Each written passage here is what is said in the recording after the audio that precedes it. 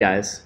Okay, we are at the downtown campus location for EVDS here in winter 2019, and we're in the SiteGraphics class. This is the first tutorial, and this tutorial is all about pulling data from different sources, and we're not really going to do too much manipulation or design technique or anything. It's really about like finding information where it's handy and pulling it into your workflow. The first demonstration I'm going to give involves this Calgary Transit System Map 2019, which you can find on D2L. It's a heavy file and it might chug a little bit when you open it in Illustrator, but I've found for many years Transit always publishes the citywide map, and it's one of my favorite sources of citywide vector information. So for those of you who remember, vector, of course, dealing with lines described by math versus raster, which is resolution dependent cells.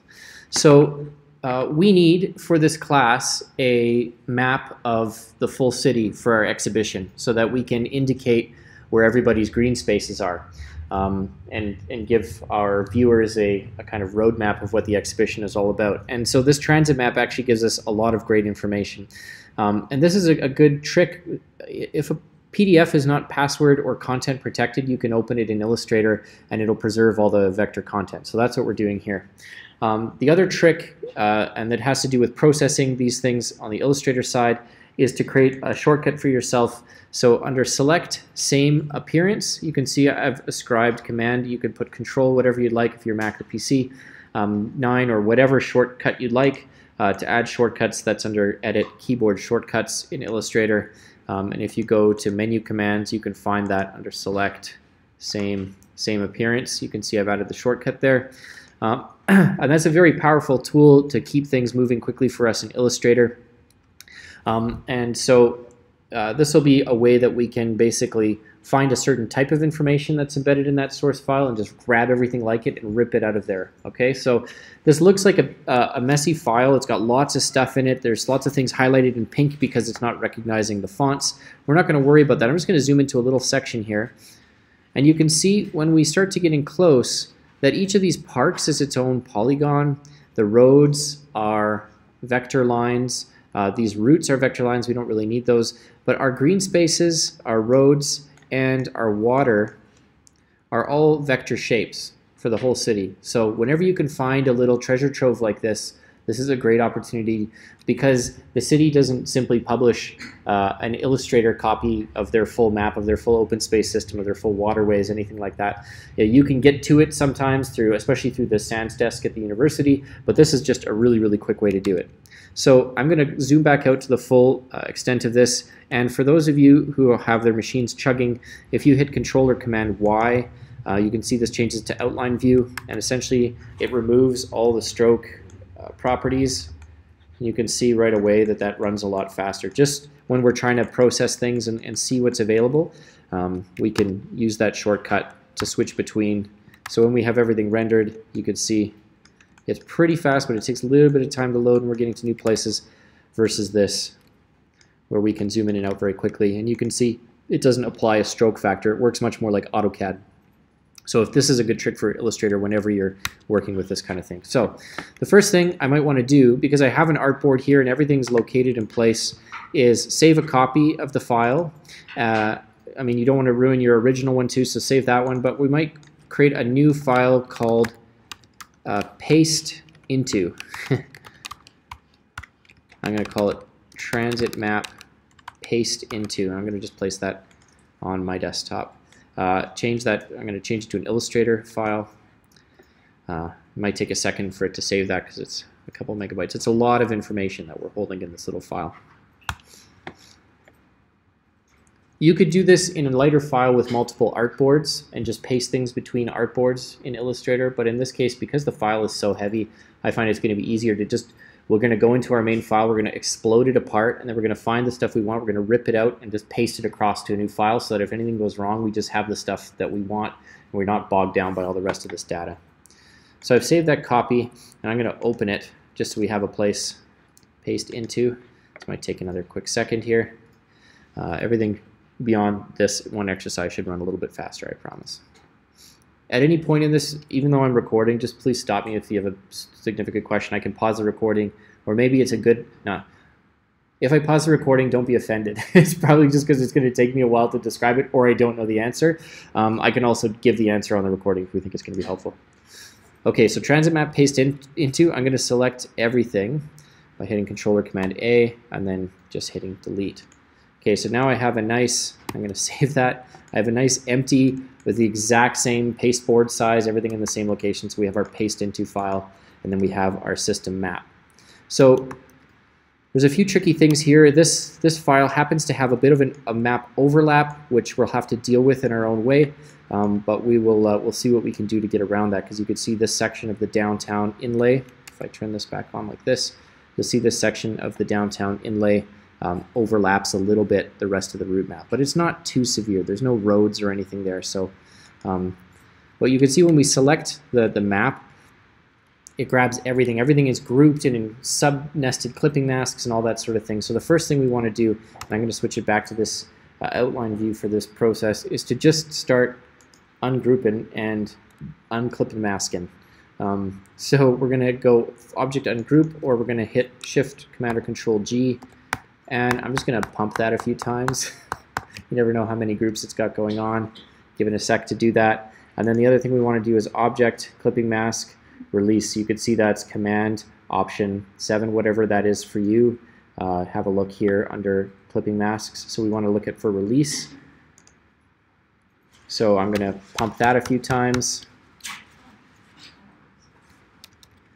You can see it takes a sec to think. So clipping masks are essentially the PDF's way of organizing content into sharp frames. Sometimes it carries the information that's a little ways past the frame, and then it clips it. It actually often does that. Sometimes it even takes images and splits them up. So, but in this case, this is a pretty, I mean, there's lots of nested layers, but it's a reasonably clean file. So I've just pumped that a bunch of times, tried to ungroup everything. After we release those, let's also, I'm going to pump my ungroup a few more times. So I'm just hitting Command or Control Shift G. So we can see now if we can always test and see if we've done that enough by zooming into a little area. Now I can click on something and we just have that object. So that's good. That's what we want. We just want to be able to select objects without them being all tied into everybody else. So what information do we want from this map? Probably not transit times. I mean, maybe that's what you're after. That would be a great reason to use this map. But we're actually we'd like to subvert this a little bit more. And so let's try and grab our streets out first. So I'm just going to click on one street, and I'm going to go back to the non-outline view just so we can see. So the streets are all described with a single stroke white line. So we're just going to pick one of those lines. I'm going to hit my shortcut for select same appearance. So I just did the equivalent of this, select same and appearance. Okay. So now we have those selected. I'm going to hit copy, Control or Command C. I'm popping into paste into, and then I'm going to hit Shift, Control or Command V, so we're pasting in place. We wait a second, and our information has come through, but just the street network for the whole city. So not, we're not going to be able to zoom in on this very much because the lines might get a little bit shaky because of compression and things like that. But right away, we could see if we take this and change our stroke to, say, something gray, and we could change our stroke weight to something a little bit lighter, like a half stroke maybe.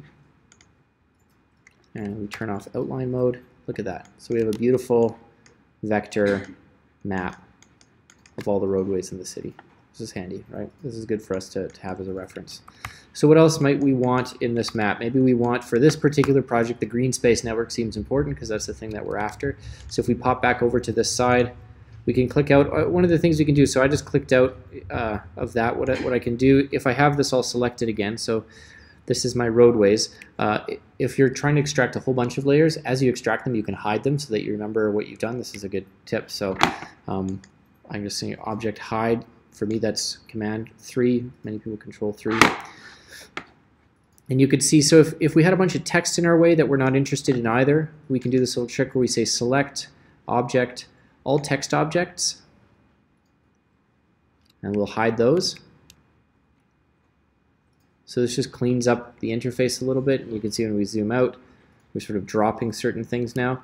So here, I know there's going to be some green overlapping, but I think we'll be able to figure out which green belongs to this upper map and which belongs to the lower map. So, because it's all toned the same from the looks of things.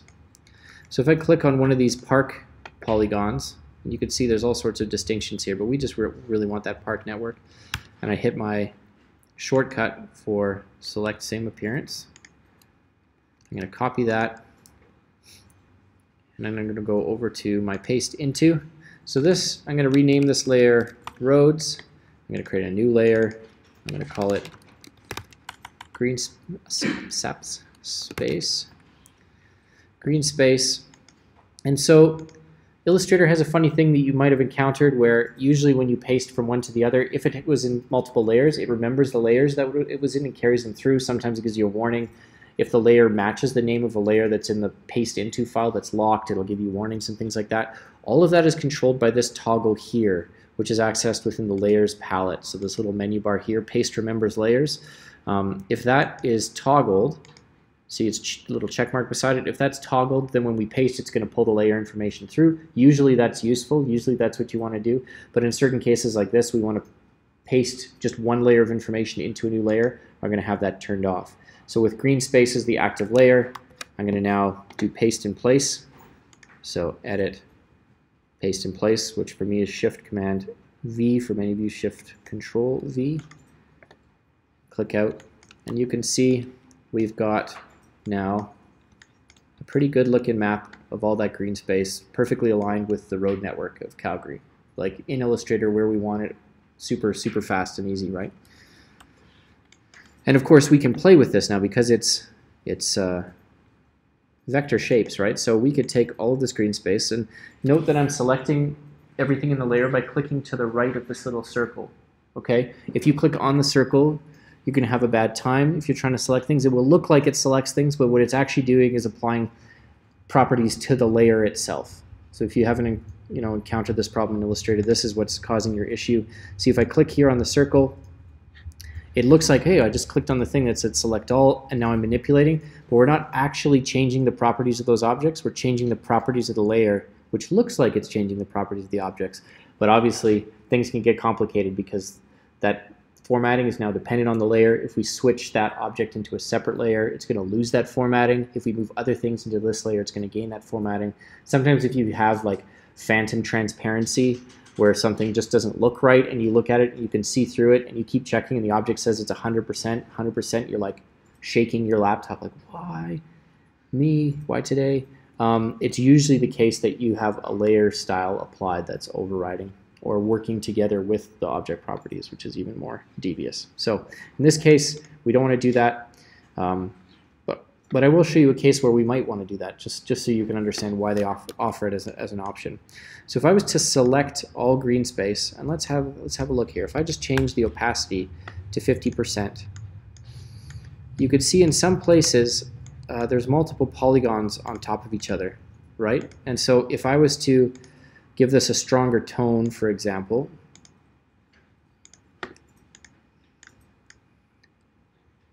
you would see very clearly that this creates some issues in our file. That's not what we want, right? We just want all of the green space to be transparent so that we can see other things through it. I mean, this is giving us some kind of interesting layers, but we don't have any reference point for what that information means. We could add it all together using the Boolean operations, which would be fine, but it would take a very long time. Sometimes when we're working, we just want the layer to be transparent. So instead of applying transparency to all the objects, so I'll click to the right again and select them all. When I go to transparency here, I want to crank that back up to 100. Okay, so now we're all pink parking away. If I click on the layer circle and now apply the transparency here, you will see that it applies that evenly across all things. This is a really nifty thing. For when you're working in Illustrator, this works for when you're doing maps and layers and things. So because I can add to shapes with transparency just by, for example, just like drawing another rectangle next to it. You can see these are overlapping each other, but we're not picking up that transparency because it reads the whole thing as a layer and applies a transparency rather than having the individual objects have transparency. So this can be useful here, or for example, when you're doing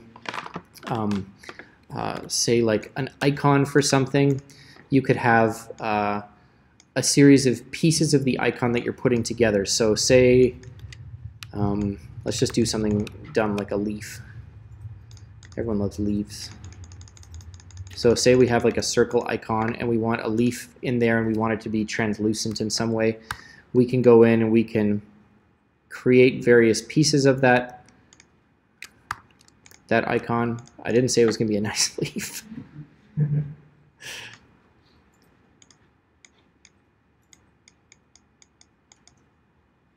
Wiggle.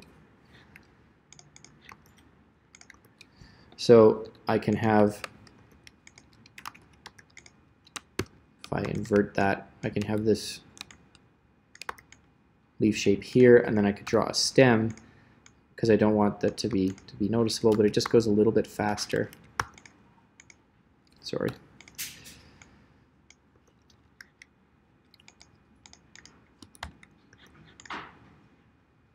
So no matter what I'm doing here, however things are overlaid and overlapping, even if I want this thing to be translucent as just an object, I'm just going to place it together on a layer and then give the layer the properties. This is, I often see this. So say you have an image underneath here.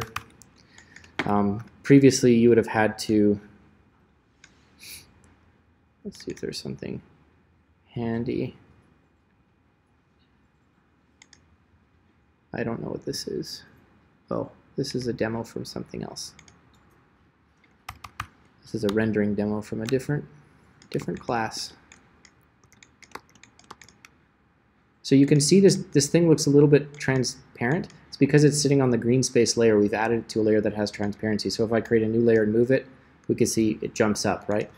This object here, if I have this layer sitting in front, unlock that, I can group this stuff and move it in front, and it's going to maintain that transparency without showing me all the overlapping shapes that comprise it. And this is really useful when you're working in Illustrator. You guys have probably seen, because whenever you're trying to do that, if you don't know how to do this piece, what you end up doing is having to craft like perfectly overlaid one layer graphics, and sometimes then that prevents you from changing like line weights afterwards because everything is in one place. So that's the quick lesson around why we might use the layer transparency versus the overall transparency. Mostly I just wanted to pick a new color for the parks. So let's do that here. And we'll go across and just pick something. You'll find that the bluer your greens look, the kind of more like the 90s they look, and the yellower, the more like the 2000s they look. And I'm not really sure what's cool now. I think pink actually might be cool now. All my interior design students use so much pink. It's like coral reef paste, something, you know. So we can play with this endlessly. Obviously, we can desaturate it, we can add black, we can do all sorts of things to that color. And we can then also play with our roads and how those are showing up. So again, in the roads, if we were to make each individual object transparent, what we would find is that the intersections of those lines would get dark, which you've seen before, right? Because they're not all joined. If we just place all of those together on a layer and apply the layer transparency, we remove that issue, right? So this is actually a decent file. You can see it's not great if we wanted to zoom in on a site because we start to get like a little bit of artifact in the way that the PDF compressed the vector file or how it came out of the GIS database. But overall, it looks really good. So I'm going to select that layer. I'm going to apply a layer mask there, or a layer opacity rather, of say 40%. So we could change the tone of the gray, we could change the opacity. There's a few things we could do, and we can change the stroke weight as well. Illustrator has this new thing that you guys have probably found where they try and get all your tools into the properties panel. They're like almost useful. It's like almost all you need, but there's just always something that you can't quite find. That's been my experience anyways. So I typically need to have a little array of tools set up aside. But I find this actually is a pretty decent workspace where we have our properties, which is adapting to our active tool. Below that we have our layers, so we're always seeing which we're working in and we're not getting confused. And then a little strip of your most common tool palettes that expand from the right, because you never know when you need those things. So this is looking like a pretty decent base map. The last thing I might want to add is water. So we'll go back to our transit system map. Oh, sorry, we want to clean up something here. So this we want to clean up. So let's lock the roads. Let's grab this green space, and I'm going to start to, so this part we have to just be a little bit kind of judicious about figuring out. You can see which stuff is just drawn straight over the roads. All of this, which aligns with the river from downtown, that's part of the actual context. So I'm just doing a little bit of elective surgery on the corner there. And so now we've removed the rest of that green context from the other file. We'll probably have to do the same with the water. I'll come back across. I'm going to pick a water. I'm going to select all same, copy, and come back across, paste into. So, oops. I'm going to create a new layer called water. Let's do this the right way. Let's be responsible layer citizens. We'll paste our water into there.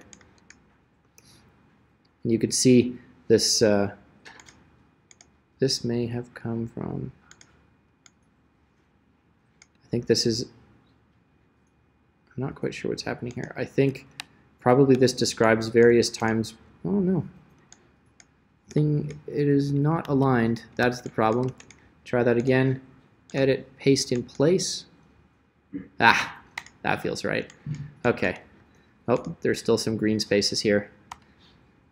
So we might have to call out some of that because according to the city, it's parks, so it took a, so we're going to call a little bit of that out. So I'm just deleting that. But that gets us most of the way. So that didn't take very long. Like, I'm going through pretty slowly, but if you knew what you're doing and you find a PDF that's got everything that you need in it, you can hop in there and rip out these layers in like 10 or 15 minutes. The amount of time it would take you to get here from a GIS base is longer no matter how fast your computer is and how many tools you have. So always thinking, there's a great quote by a biologist, I believe, named George Box, and he says, every model is wrong. And I count drawings like this as a form of model. Like, every model is wrong. The question is not how wrong is it. The question is how wrong can it be before it's no longer useful. So what is useful to us here for an exhibition base map? We just need roads, water, parks. We need it to work at the city scale. And what I think we can do eventually is take everybody's sites. I'll print off a copy of this and people can pin them. And then we can select those and put them onto a new layer and highlight them within the green space system somehow, right? So done. That's a little bit of like large scale site graphics. So, and in almost every studio project you do, there's like one little graphic that shows where your site is in the city. You like almost always need this. So this transit map paste into piece, especially because they release a new transit map every year, you get the updated data and pull that together. It's just a really nice reference point. And the data is, I think, in really good shape too. As you saw, a little bit of cleaning up, but then you have full ability to manipulate your color values, draw out the things that you want to draw out. If you want this to be just about park space or just about rivers,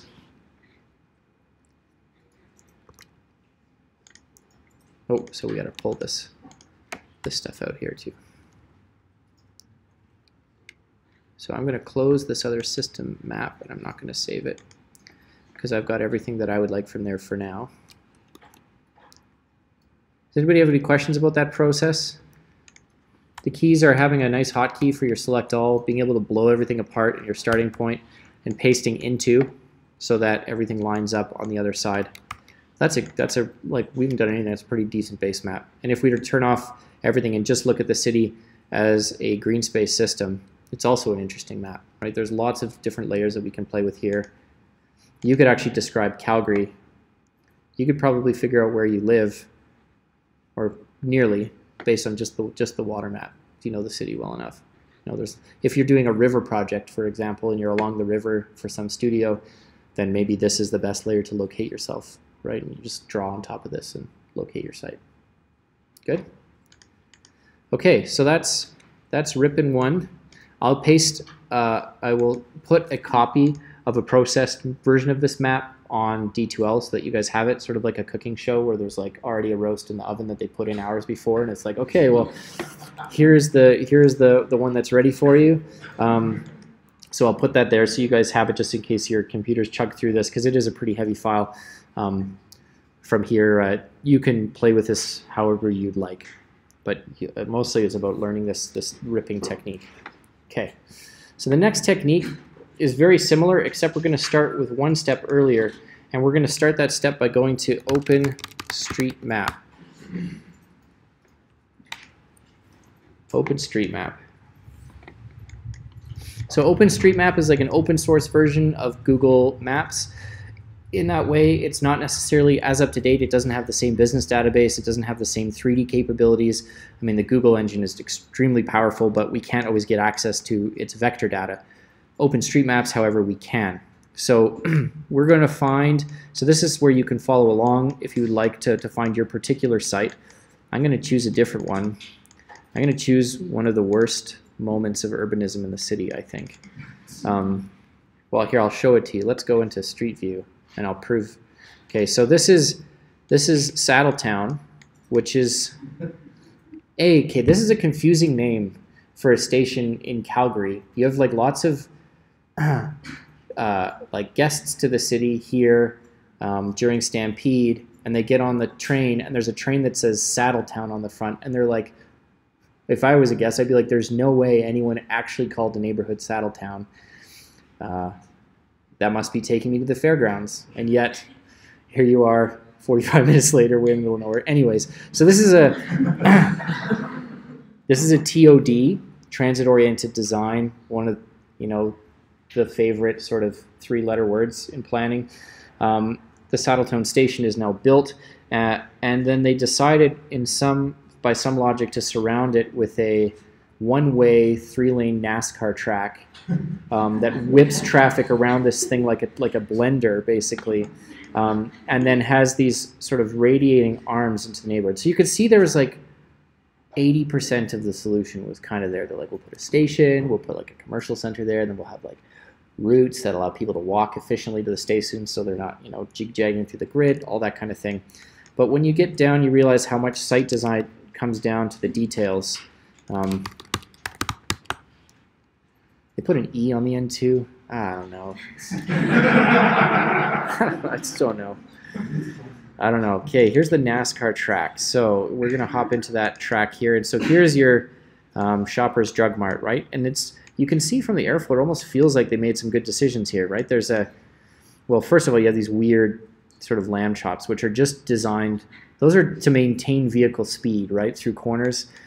They create something of a pedestrian island, but you can see the sort of speedway thing. And then the other thing you can kind of see is that there's some sort of urban design-y relationship towards this landmark moment, right? Like maybe the entrance or something. There's a sort of architectural divot. And so if we hop onto the Motor City Speedway here, so we can see, like, it is, I don't know if you guys have been up here, but this is terrifying. People drive very, very fast. You will drive fast if you drive on this, because not because you hate people or hate good urbanism, because when you drive on a 3-lane road with no opposing traffic and no parked cars and no bulb outs, you're going to go fast. And so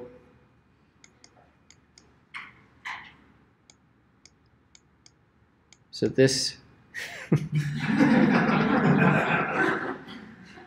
this is why we fight.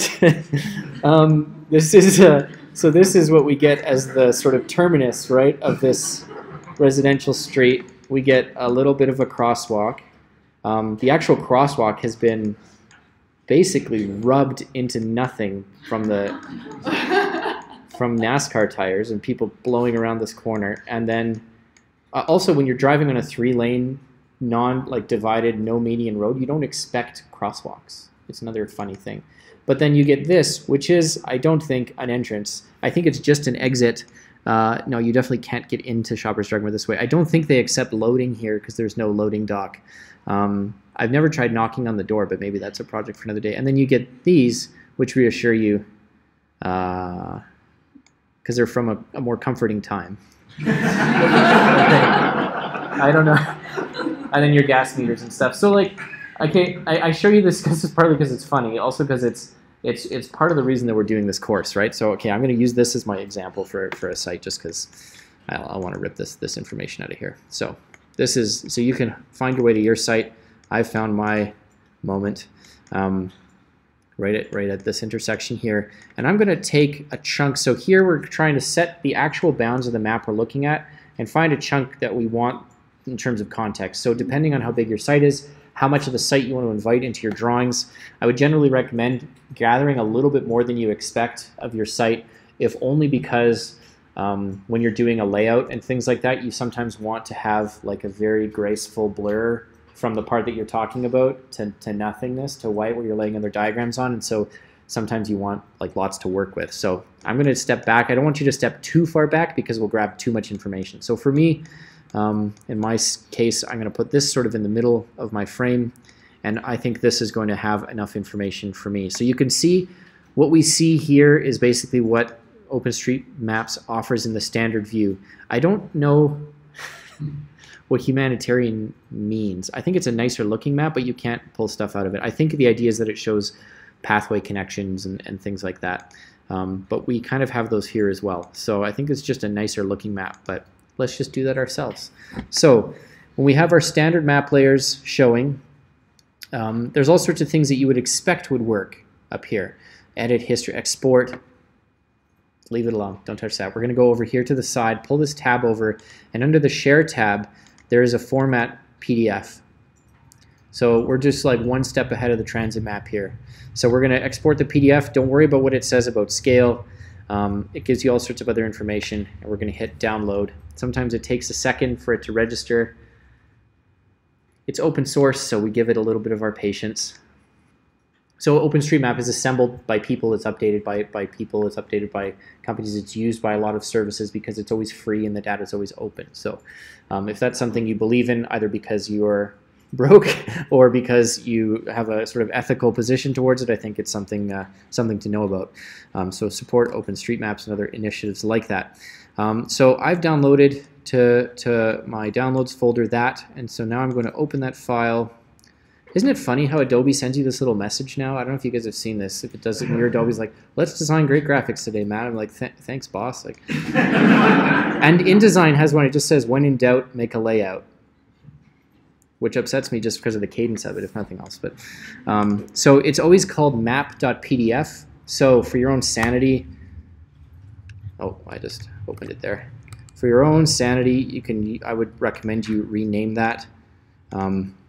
So I'm just going to call this our OpenStreetMap download. And then we're going to open that in Illustrator.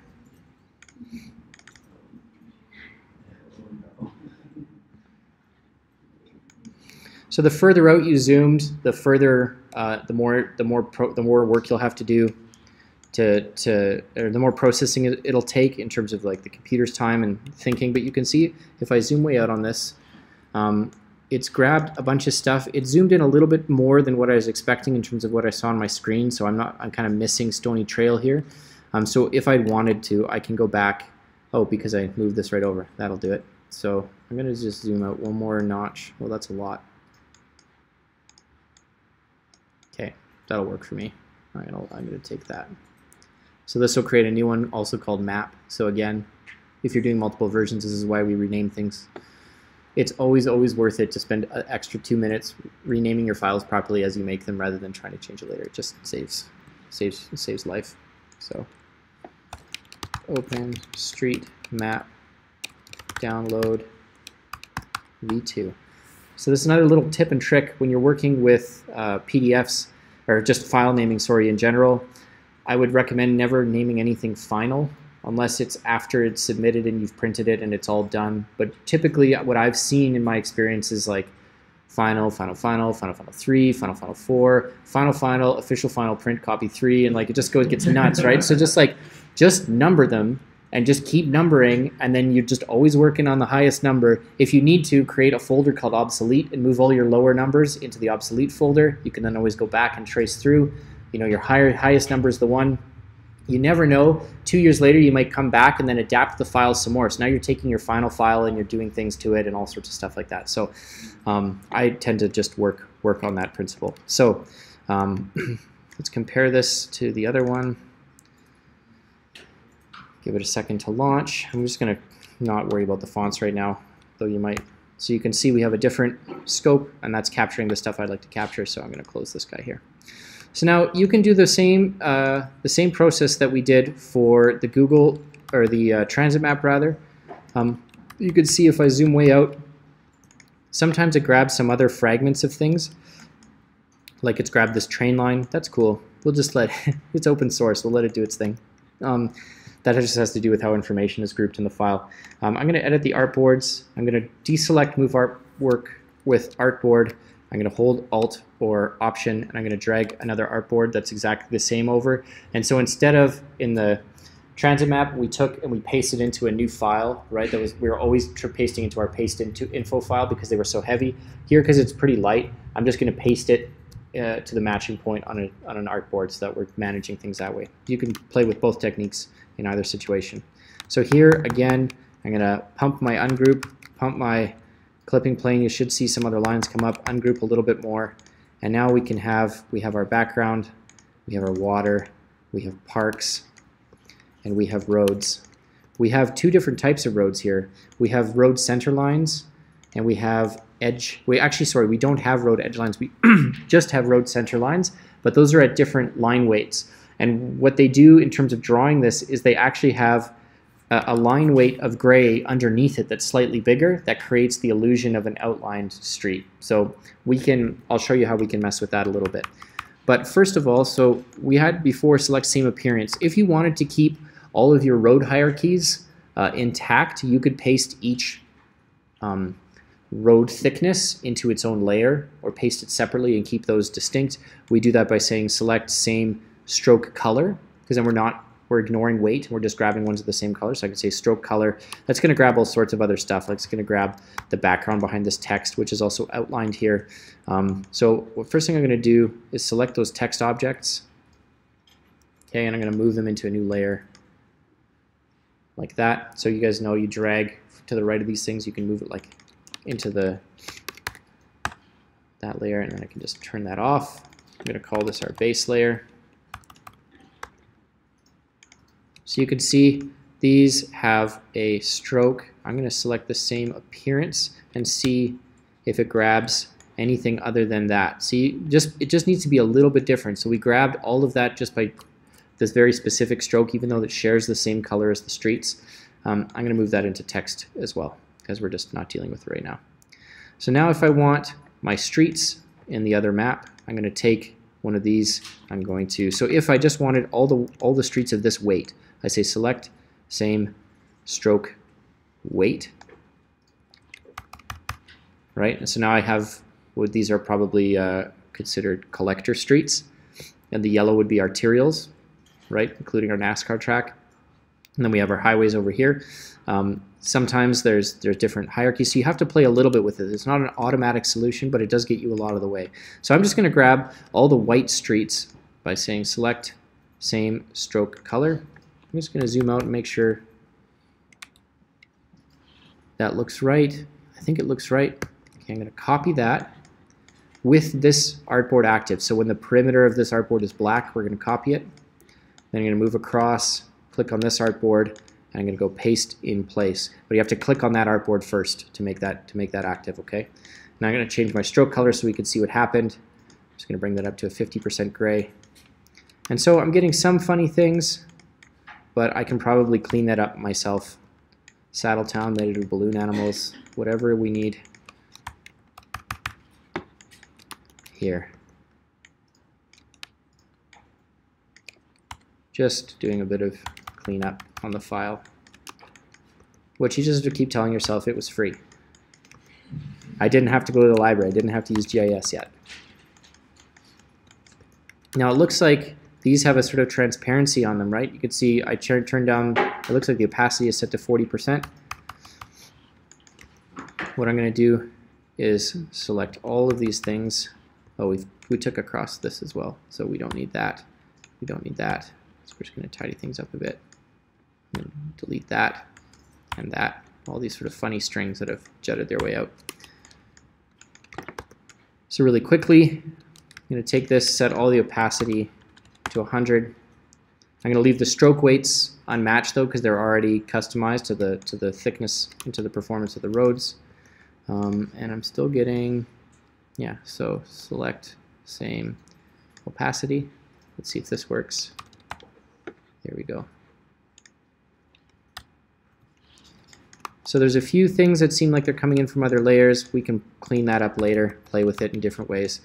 But we got a pretty good base file. If we wanted to, we could, so I'm going to create a new layer called roads. I'm going to take this and move this into roads. And if I wanted to, I could create sublayers within roads. And this one I might call like lanes. Whoop, lanies. And so then I could select the same appearance, right? And then I'm picking all the ones at that same weight, and I can move it into the lanes. I could create one called, I'm just going to call this one roads within roads. No, let's call this local for our local street. So I'm going to hide our lanes so we remember what we've done. So I'm going to pick this, select appearance. There's our local roads. Turn that off, right? So we're just organizing, so then I might say collectors. I'm grabbing this, moving it into collectors. And then these, it seems, are a sort of remnant roads. So what we might do is just put all the rest of this into a different layer. So I'm going to call this other, and we'll see how important it is. So to do that, we'll just select everything that's left. And we want that to be, so I'm going to actually place the other just to make it easy. Other, I'm going to make it up here. So I just drag that there. I'll delete this guy. And then drag this other road in here. So we can see, so there is a whole other, these look like multi-lane roads, probably, or something else. So we'll have to refer to our air photo there. These look like pathways and trails or sidewalks. So I might call this, I think that's sidewalks. So I'm just going to turn that off for now. And then the thing that we haven't grabbed, so that's all of our white roads, right? We grabbed all of these guys. Now we can grab our yellows. So same appearance, but I actually just want to do the same stroke color. Same stroke color. Copy that. Paste in place. And then I want to match the color and treatment of these roads, but I don't want to pick up any other properties. Like I don't want to match this line weight. So, but I can use the eyedropper tool still. You just have to hold down Shift while I'm holding the eyedropper tool. That will just grab color. This is a really important trick. Hold down Shift and I just do that, and boom, I've got color, but I'm maintaining all of my individual stroke weights for those arterial roads. So if I lock the rest of these and I create a new layer called arterials, we'll put sidewalks down here, arterials, so everything else is locked. So here are my arterials, and then we have highways. Some of you will not have all of these classifications in your site. Just depends on where you're at. So here we go. Select same stroke color. And then here I'm going to paste it into highways. Oops. Select same stroke color. Copy that. Paste it here. So I want to paste it here. There, it's in highways. I'm going to use the eyedropper, hold down Shift, and now I'm just picking color.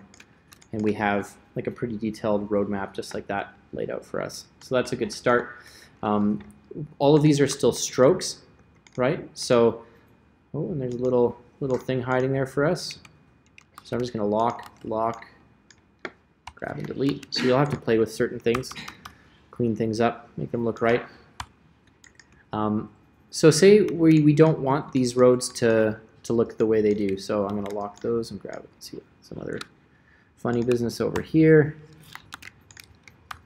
Say we don't want these roads to look like filled. Say we want the outline version, right? So what would we do then? So we have a couple options. what I'm going to do is I have all my roads together in this folder. I'm going to create another one called roads outline, just so we're keeping our base geometry, because once you explode something or outline it, you've lost your basic information. I'm going to click once to the right of the circle here, so that selects everything in that layer. And I'm going to hold Option, and I'm going to drag it up to roads outline. Okay, so now I can turn off roads and turn off everything except for this, basically. And now let's see what we can do. I can select all of this. Oops, I just want to block that. I'm just trying to get rid of some of this funny business. So now you guys are familiar, so I'm just going to do a little simplified version here to the side. So here's a couple of roads, and here's some other crossroads, and they all have their own stroke weight, right? So that's kind of what we have right now, like center lines, and then the width of the road is described by the weight of the stroke. We could go through and trace this. Sounds like a pain, don't want to do it. Okay, so well, the other thing we can do is I'm going to make a copy of this so we can see it. I'm going to say Object, Path, Outline, Stroke. So now those are shapes instead of lines with properties, right? So those are closed shapes. We no longer have control over them as a stroke weight. If we were to add stroke weight, you can see there is no stroke. If we start to add stroke, it shows up on the outside. So it's not an emergency for us, is it? I just don't believe that we'd hear it down here if there was. So I'm a little nervous. Okay, so what we'll do then is I'm going to select all of these. Then using the Pathfinder tools, arguably these are the most important tools for anyone who uses vector graphics. We're going to hit Union, and we're going to unite, and we're going to add all of those together. So now we have one shape. It's actually a compound path because it has holes in it, right? It's actually a shape described by multiple shapes. So if I right-click, you can see it's asking me to release the compound path. Just so you can see what's happening, I'm going to do that. So that's now 3 shapes, right, that describe that. So if you guys aren't familiar with compound shapes, compound shape is basically any shape that is understood as a single object or entity in Illustrator that is comprised of more than one closed path. So some letters can be described just with a simple shape, like the letter T. If I was to outline the letter T, you can see we just have a single path that describes that letter. If I was to do an O and I was to outline it, you can see it takes 2 paths to describe that O. If I right click on the T, it's going to ask me, I can ungroup, because first thing we can do is ungroup. So when I see the T where I right click, it says release compound path, but it's not really doing anything. It just holds all letters as compound paths. For the O, if I release a compound path, right, we see that the O is actually made up of 2 closed paths. So they share, or they differ in their topology. In this way, when we're working with shapes in Illustrator, we now have a compound path, which is a path that's described by multiple paths, or a shape described by multiple paths. And in the new versions of Illustrator, we can actually do a few nifty things here, like grab certain points and then give them radiuses, right? We can give those radiuses by site, right? We can give individual, we can fix them after, as long as we don't move our other control points. We can also take, if I undo that, we can also take a file like this and apply a stylistic effect that rounds the corners at a consistent radius. So if I turn that on, you can see that's a non-destructive edit, which is kind of nice. So now we also have kind of intersections, right?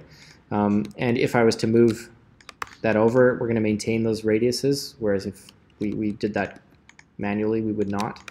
So there's a few things that can happen here, but basically this shape is always described by those things together. And now, if I was to invert that fill and stroke, now I have the outline of the roads, right? So if I just hit D for default, I remove the filter by doing that. So if I might have to apply around corners again, like so. But now you can see we have that outline. So we're going to do the same process just on a bigger scale with the map that we have. So I'm going to delete that. We're going to go back here. We have our roads outline. I'm going to click here to select all of them. We're going to say Object, Path, Outline, Stroke. So now we have a bunch of closed shapes, and now we can just add those together like that. And now if I hit D, we have road outlines. It's a little bit messy at the scale, so let's take this, it will turn our stroke weight down, and if we're still not getting what we like, because our laneways, for example. If we're still not getting what we like, we can also change the stroke to, say, sit inside the shape or outside the shape, in this case, to give us a little bit more breathing room. Okay, so nice thing about this is that now we also have, so we have outlined roads, right? So we can play with these roads. We can give them an interior color as well as an exterior color. Don't use blue for roads, that's for water. Basically in SiteGraphics, you'll find that like a lot of colors are like taken already, right? So like purple and orange are just like the coolest colors because you can make them into anything, like traffic flow, pedestrian stuff, whatever you want. So I can fill this with purple. The other thing that can happen, so you remember when I exploded the O and we got the middle out as a separate shape? We can explode this, so I can ungroup this. So ungroup just means that there were fully separate pieces to this compound path, right? So these objects out here weren't touching at all. But here, if I release this compound path, I now have blocks, okay? Sometimes it takes a bit of cleaning up, but these are actually connected in behind there, so those are actually continuous blocks, right? So now I can take those individual blocks, I can get rid of this outline for the whole shape, and now I can take these blocks. I can have, sorry, I'm just going to try and do something reasonable here. Just put a little orange, our other color. And so now we have vector blocks in, oh, see, this is why you want to get rid of all the funny business before you do this, right? Because if you leave some text layers in there, you get this funny serrated street edge. But does this make sense? Like, and you can go through in the video. Sometimes it takes a few steps, but this is a really quick way to get from I have nothing to, and I've seen it before where people with the pen tool, right, are on an air photo and they're like tick, tick, tick, and that's what kills you in design school, where you're like there all night making like a base file when you could have just done this in like 10 minutes, right? And then you have like a good amount of information, good layer of stuff. If you find that your intersections are too crispy for your liking, you can back them off a little bit, give a radius, you know, you can really get in and start to manipulate it yourself, but then you're actually just making changes that are meaningful to your particular scope and your particular project. So if I turn the roads back on, you can see the roads fit perfectly with our blocks as they should. And these roads are strokes, so we can just modify them with a single button, right? We can deal with them as center lines. We can do all sorts of things to them. Say we want I don't know, this is dumb, but a yellow line in the center of all our roads. We can duplicate our roads layer. Another way to do that is to drag it onto the new layer button. It's like creates a copy of the layer. I'm going to turn off everything except for roads copy. So now I can take all of this. This won't work perfectly because we have some that are boulevarded, right? That are like two one-way streets that are just represented by, but just bear with me here. I'm going to create like this, a very thin stroke, and I'm going to make it bright yellow. And then we turn on back on roads. And we can tweak that.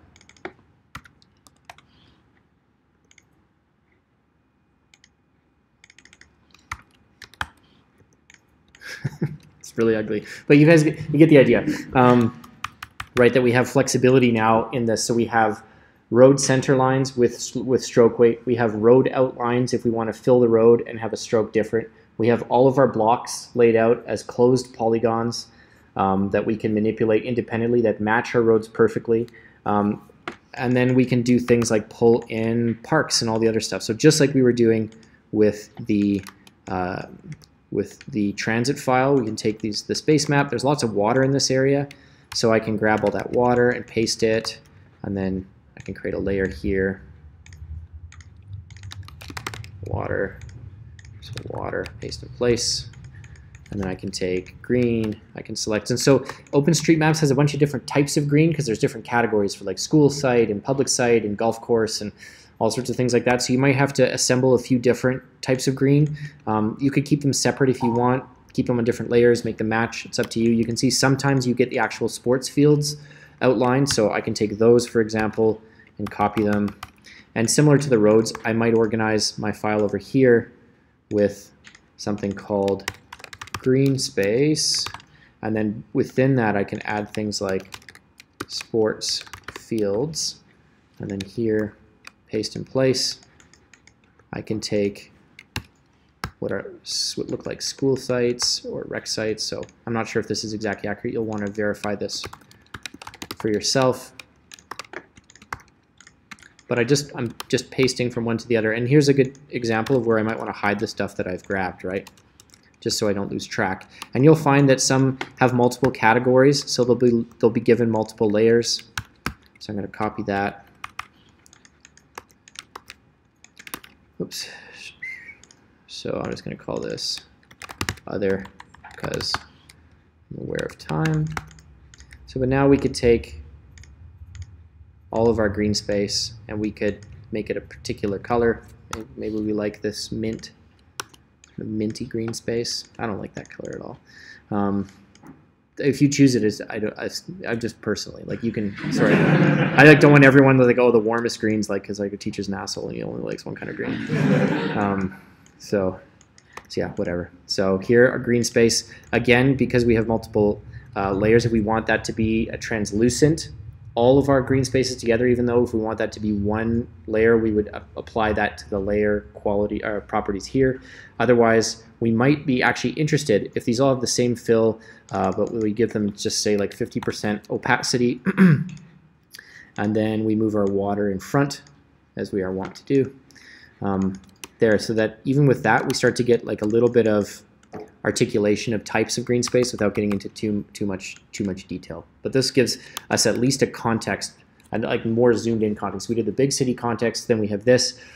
Anything more detailed than this, when you're zooming in, you're probably best off to, if you don't have a full like digital survey, you're best off to just kind of like draw and trace off the air photo. Any other details you want, like existing vegetation cover and things like that.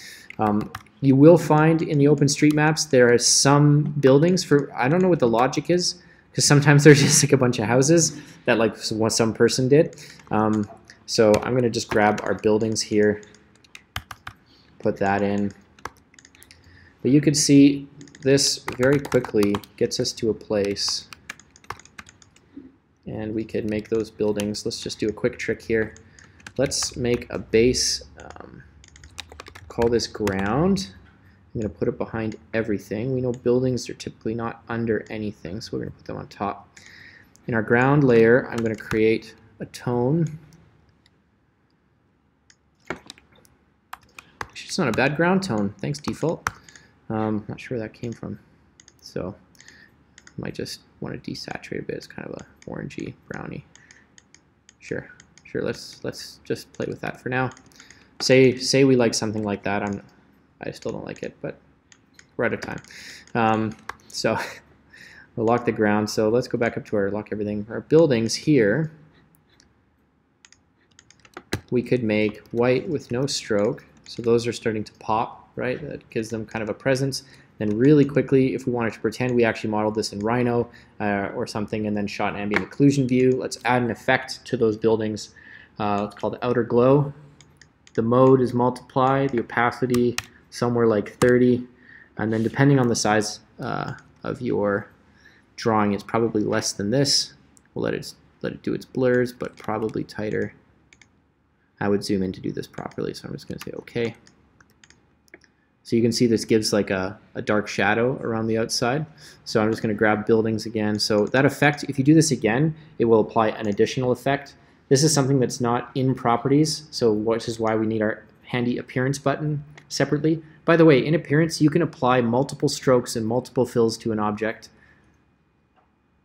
and you can give them independent opacities. So if you wanted to do, I'll show you a quick example, but here's our outer glow. If I click on that, you can see if I want additional intensity, I can turn up the opacity of that and makes it darker around the perimeter of that building. If I wanted to blur out a little more. So this is just like kind of simulating a, right? So those kind of feel like a little bit like they're popping without having an outline. So that's a little trick if you like it. So say we had train tracks. What I've seen in the past, what I've done in the past, what I did for like 15 years of my life, was have a line for my train tracks, especially when it got like a little bit funny, right? Does something. Say trains could do that. And the train tracks, and I'd copy and paste, and I'd have a second line that sits on top, and then I'd take that line and I would change the stroke weight to something a little bit hotter, and then I'd make it a dash line, make a really short dash and a long gap, and then put them back over each other like that, right? And you got like a sort of train line thing. So I just blow your mind? Last week, I spent so long drawing all the lines on the train tracks. Yeah, okay, wait, because I just did it the dumb way. So, so what we're going to do is basically that. But here, then we're trying to edit it later. We're like, oh, the train actually goes over here, and then we move this. We're like, ah, and then you're like, you know, it gets ugly. Like that took 2 seconds to get ugly, right? We take this, we look at our appearance tab, and then we have, see, 1 stroke, 3-point dashed. We click on our stroke, and we're just going to add a new stroke. So now we have 2 strokes. And this stroke, we can turn down to 1, and then all of our stroke settings, I can turn off the dash line. Now these are all properties applied to one shape, okay? You can have different opacity settings, you can have all sorts of different treatments of these things, but that's essentially what it looks like. So now we just have one line, whatever we want to do, whatever we think trains can do today. We can just manipulate that. You know, if you get something like this, so if I say this came in from some export, right, and I want to clean this up, I'm going to take the pen tool, I'm going to hold Option, I'm going to clean up these so that they're just actual crispy corners instead of these weird things, and then I might come in and fix that with my radius tool,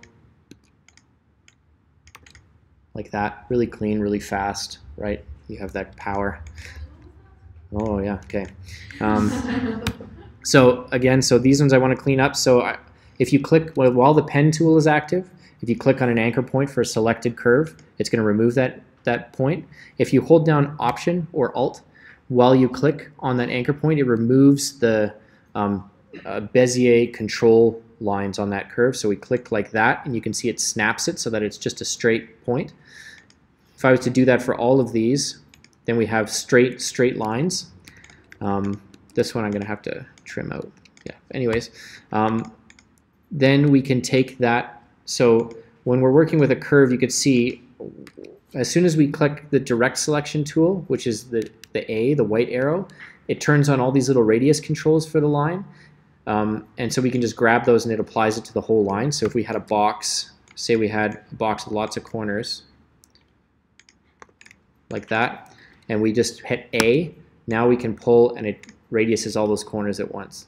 If we want a specific corner, we just need to pick that with the A, with the direct selection tool, and then it only brings up the radius control for that. And then you can click one at a time and control the extent of that. And you can see when it hits red, it's like maxed out, right? It can't push its radius farther because it's bumping into another one. So then in the case of this train, we can click on one of those points and we can start to clean it up and round it a little bit. So just clean up tools. So yeah, this also works if you have an object and you would like, in a diagram, for example, and this is a common kind of case scenario, say we're trying to highlight the problem zone in this. We'll call this the problem zone. Okay, so I put this in the problem zone layer, everything else is locked. I go in here, say I want to indicate this as a kind of, sorry, I just have to turn off this stupid, that, okay. Say I want this as a sort of indicative circle, like a dashed line circle with a slight fill in it, because I'm, you know, but I want to be able to see through it. So I'm going to just set it to a default with a stroke, so I can turn on a dashed line here.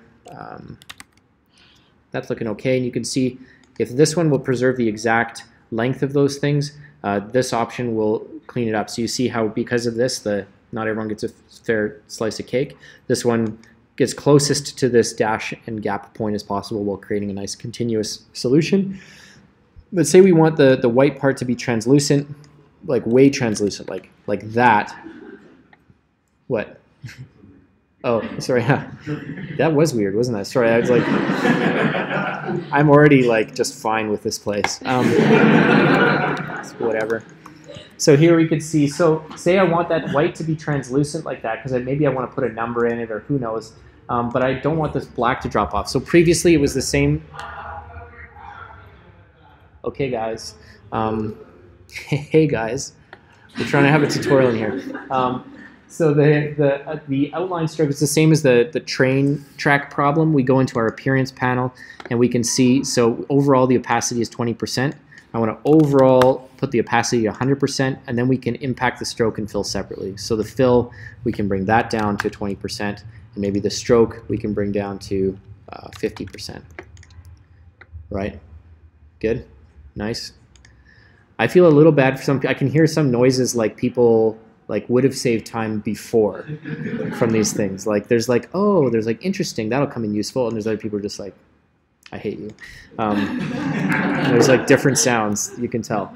So there we can see our fill. Say we want to bring that up a little bit, but we can manipulate those independently of each other.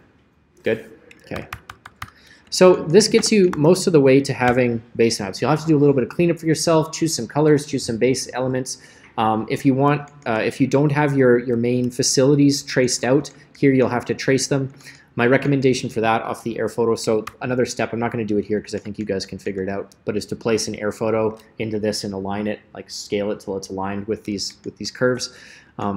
If I'm outlining buildings in Illustrator, what I'm trying to do, first of all, I'm trying to not outline buildings in Illustrator. That's step one. What I'm trying to do is, as much as possible, find outlines that someone else has drawn. Then if someone else hasn't drawn them, then I try and do my outlining in Rhino. So I'll show you a little trick for that right now. So all of this here, let's take this whole thing into Rhino, for example. Okay, this won't be to scale or anything, but just so we can see, I'm going to take all of these things. Let's unlock them all. We're not going to take our ground across. We're not going to take the base. Let's not take our road center lines, but let's take our road outlines. Sure, just as an example set. I'm going to take everything here, and I'm going to apply, because we're not taking any of these properties through to Rhino with us, I'm just going to apply a default and remove the fill altogether, and then turn the stroke down. So we get a sense of our kind of like CAD-ish version, right, of what we're working with here.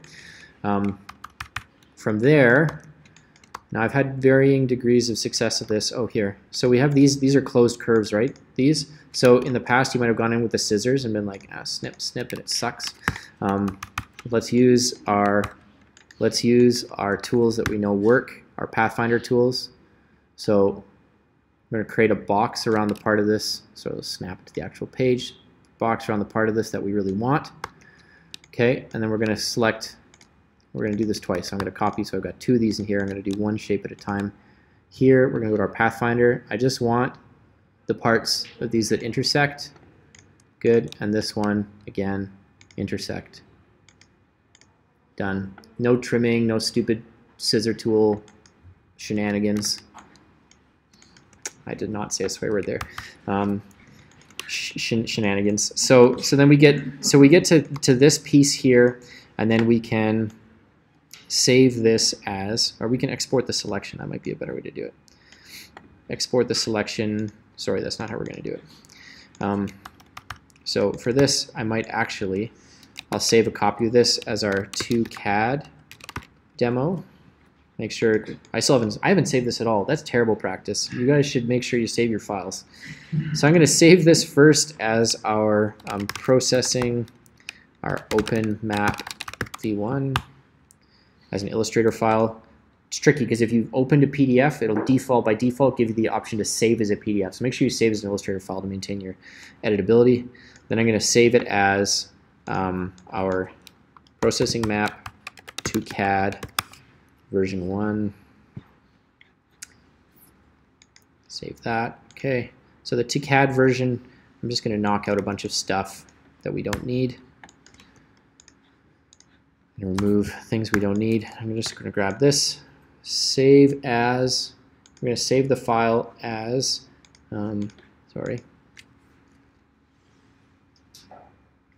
Export as. And then AutoCAD drawing. I'm not going to. You can play with it like this. This hasn't come into scale, so we'll need to rescale this in the CAD environment. This might be something that you want to do anyway. So once you clean it up from the PDF, then you bring it into CAD, scale it, clean it up even further there, and then work with it from CAD and bringing it back into Illustrator from there. So you might actually go both directions. Maximum editability. Do not preserve appearance. Selected artwork only, I would just, yeah, fine. AutoCAD version, okay. Yeah. So let's see. Let's try that one more time. Export as. Let's try DXF. I'm going to not say selected art only. Oh, it's probably a scale issue. Let's just see. It shouldn't be. I will figure this out and put it. I'll write you guys what's going on. I don't want to trace down this error right now. But essentially, we can pull it into. We can open that file in Rhino. I'm not going to do the PC side of Rhino. I'm just going to open Rhino 5 on the Mac side just to show you guys a few quick tricks that'll help as you clean up your files for tomorrow.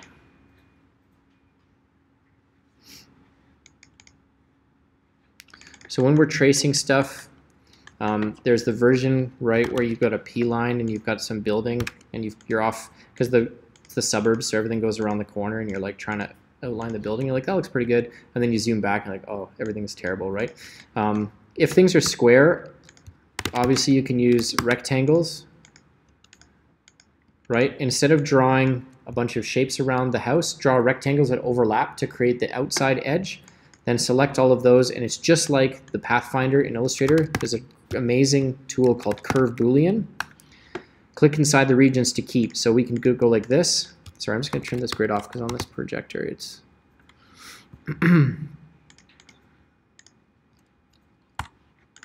Okay. So Curve Boolean. Inside the regions to keep, you can see if we want to delete the input, whether we want to combine the regions. So in this case, yes. So you can see we can pick what new shape we want, and I hit enter. I can move that off, and you see we still have originals, but I've got a nice clean shape. So really quickly, like assembling rectangles over your building, if you're just doing the outside of all of those rectangles, or other shapes too, right? So say you have like in the house, and it's got some stupid wing on it, it's got a thing in the back, and you know, a garage thing in the front, and maybe there's like a round piece, you know, as we do. On the front like that, just select this all, Curve Boolean, click once outside, that's your perimeter.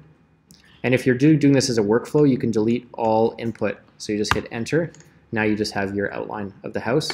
If you're trying to, so that works really well for creating complex shapes when you're tracing. If you want to do that on an angle, the best way to do it, so rectangle tool still, but you can do a 3-point rectangle, so that allows you to click, click, and then slide. So you just have to pick two edges of the shape that you're tracing. So if I was to place that same, or any picture, this isn't going to be an air photo. Look at those cool guys. So if we wanted to trace, this is a terrible example because it's all in perspective. Let's do one quick one. We have our site air photos. Maybe that's more relevant to you guys. Okay, so say I've got that to scale, and I want to trace this house. I'm going to do a rectangle 3-point. I'm just going to click, turn off my ortho, click, and then we're square to the building, right? Same 3-point, there, there, there, right? So we're doing that really quickly. Luckily, many houses in Calgary are kind of boring like that. If you have one like this and you really, really cared about it being accurate, we could do like this, right? And then I'm going to copy that because we want it to be the same angles exactly there. I'm just going to pop these in like that, like that, like that. I'm going to change the color of this so we can actually see what we're doing.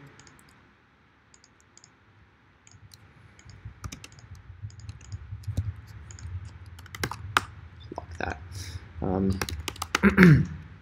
Scale 1D. Scale 1D is like the best tool ever.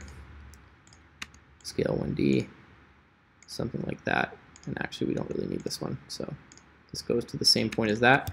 Pretty quick. Select it all. Curve Boolean, click outside. And we have like a pretty good, perfectly square 90-degree angle outline of that house. Much, much better than trying to click on those corners, much, much better than doing, you know, if you had, for example, a whole street, like the whole site was angled with buildings that were on a perfect grid, just take a second and just change your construction plane, just like rotate everything so it's square. Then you got simple rectangles, do it all there. But in a case like this, where most of so this block, if I was doing this entire block, I would probably just rotate the image and then rotate it back, like just play with things like that. So curve Boolean, one of the best things ever. Works similar if you guys are more familiar with CAD, like kind of like the hatch tool, but better and easier, and you can do more things with it. So that's that. So there are a few more things, and mostly that's most of the tutorial. I just wanted to show you a few other things. So I think you guys know in Google Earth Pro, which is now free, you guys should be able to get a license of this. You can download high resolution imagery of what you're looking at. You don't need to do a screen capture. So we're going to just zip into there. Have any of you guys used a 3D mouse? 3D mouse before? Okay, I'll bring one in. I have one at work. I'll bring it in because it makes Google Earth especially feel like this fluid, goopy, like you're flying a drone. It's amazing. So say I want this view. Say I like this oblique view of this thing. I could used to be that I'd just do screen captures, right? And I would like zoom in farther than I need to, and like do a screen capture, and then do a screen capture, and a screen capture, and a screen capture, and then like try and stitch it together in Photoshop, which only really works if you're, square. R key, by the way, squares up and puts your north right in Google Earth. Makes you look super pro when you're doing demos for clients. Yeah, R just rectifies whatever you're doing. Yeah, like you can be, lost and just hit R, boom. North is up, world is flat. So we're gonna say save image, and then map options, turn off all this junk. We can do desaturated or black and white, just in case you don't have Photoshop installed. So just do the full color one. And then resolution maximum, and you can save the image. It'll take a second, but that's your best bet to get high resolution imagery out of Google Earth. In terms of getting, because you could see we have terrain. We're in the wrong part of Calgary to talk about terrain. Here we go. So there is terrain in 3D models in Google. If we go to our preferences, or it's under options on the Windows side, you can exaggerate your elevation, which can be interesting when it renders. Be helpful for certain things, like if you're really trying to show an intersection like this, it's complicated, there's relationships above and below, you can exaggerate that here. But say you wanted some of this terrain data. The best way to do that is with SketchUp. Easiest, cheapest way is with SketchUp. And I'm hot and cold on SketchUp. I find SketchUp is amazing for what it does, and it's like your worst enemy at the same time. So I tend to think that I like Rhino better as a design learning environment, because I think it makes you a better designer to work in a kind of CAD drawing environment with that level of precision. But some things are just so darn easy in SketchUp, it's hard to ignore. So one of the ways to do that, if we go into Tools, Window, Model Info, we can geolocate our model and add a location. So when we're picking a location, there's a site. That's one of the sites, I think, for this assignment. Let's just find another site that's got a hill in it. So this is Briar Crescent. That's a hilly park. Once you get zoomed in enough, it'll give you the option to select a region. We can pick a region that we'd like. We hit grab, and it pulls that in. So now we're geolocated, so we can do sun studies and things like that. You can see it just brings in the flat air photo. Have a look in your layers panel, because there's a thing called location terrain. If you turn that on to be visible, you can see we have now the surface, right? It's not a great resolution. I don't know what it is. It's probably like 2 to 5 meter points that create this terrain.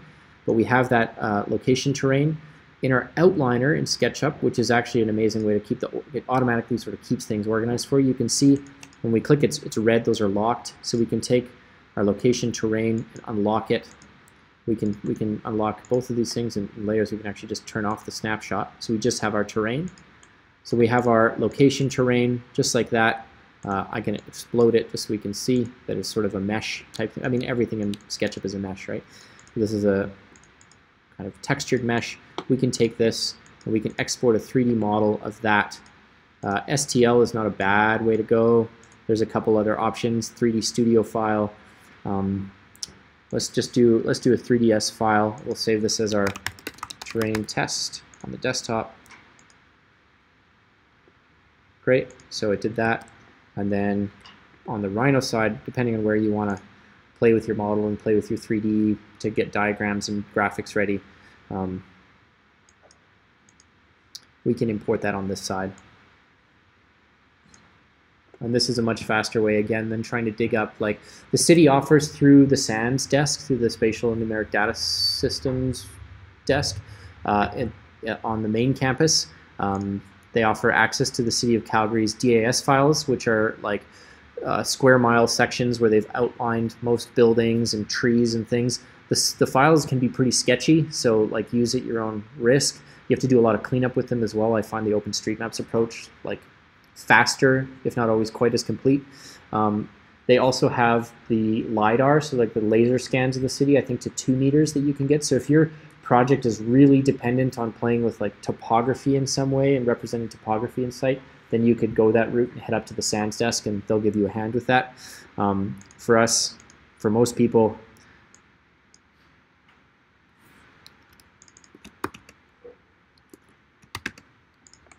something like that's going to work just fine, right?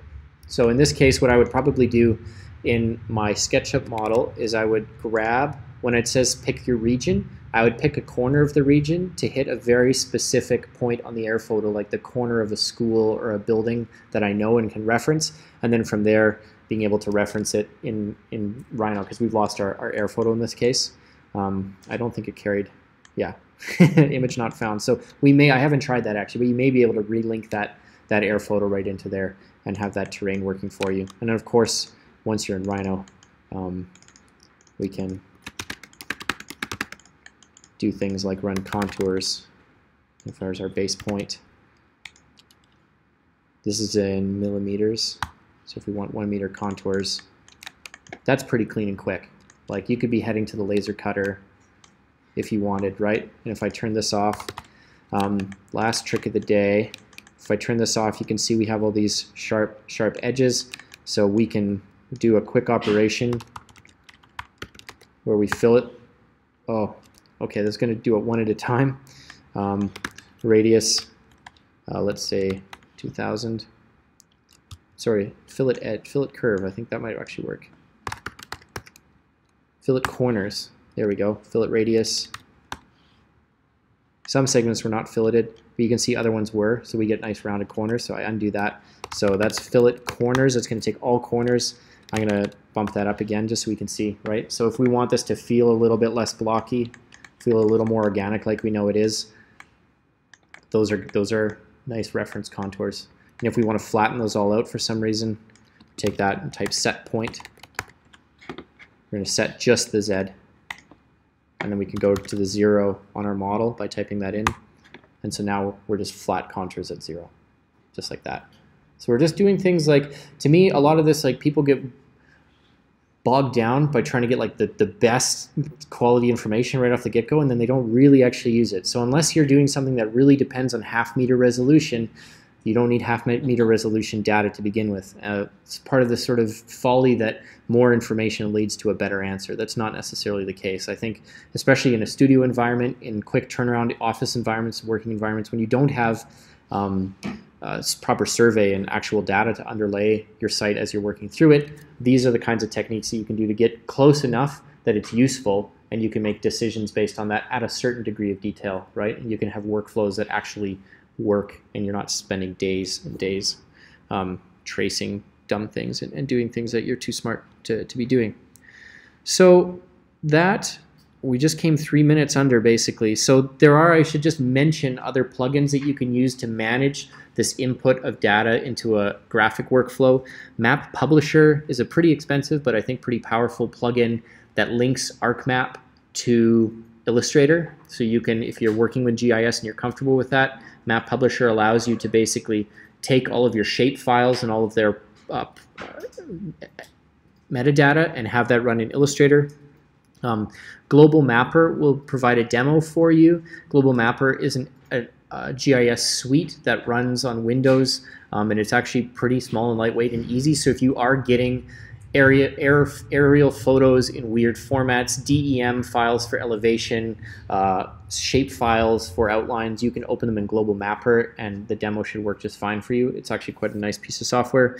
And ArcGIS has a plugin for Adobe in the Adobe Workshop that allows you, I haven't tried it yet, but that's another way that if you're really working with a lot of GIS data, and then ArcMap itself, which they have on the computers back at the main campus, if you wanted to export, you can actually export map page elements to Illustrator format. Though again, I find you have to do as much cleanup as you do from just coming straight from OpenStreetMaps in many cases. So unless that has critical information you can't get, I'd recommend trying these methods first. All right, I'm going to stop the video because it's eating up my hard drive. Yeah, go ahead.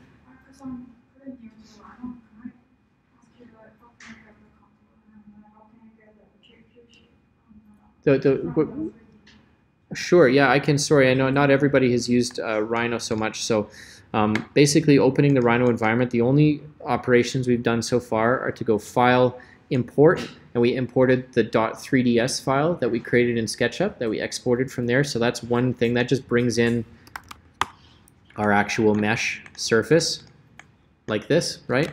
The other operation, the only other we did two operations, I guess. One of them is contour. So you can click on that, and looking at this in side view, right? So we're looking at that same terrain in side view. We can type contour, pick a base plane point. So if you have as an exact point, you can click there, but usually just below the thing. Set the direction of the contours and then the distance. So if we wanted 500, so every half meter, we would do that, and then we have a denser set of contours. And if you have more Rhino questions, I can help you independently for that. Yeah, because this will be in the video now, so if you want to generate that information for your site, this would be the way to do it. Line it up. Otherwise, if you have questions about that sort of like Rhino fundamentals, send me an email and I'll send you some instructions for things if that's helpful. Any other questions right now about these workflows? If you've been following along, you probably got something of a head start on your base map. Don't forget there's 2 exercises due tomorrow, but you'll have tomorrow afternoon to finish the base map if you'd like. That just gives you an opportunity to head up to the SANS desk this afternoon or tomorrow afternoon if you need to get any data from there that you'd like. Otherwise, we'll meet back here at 9 a.m. tomorrow in the sprinkler room 0700. Awesome. Thank you guys for your attention today.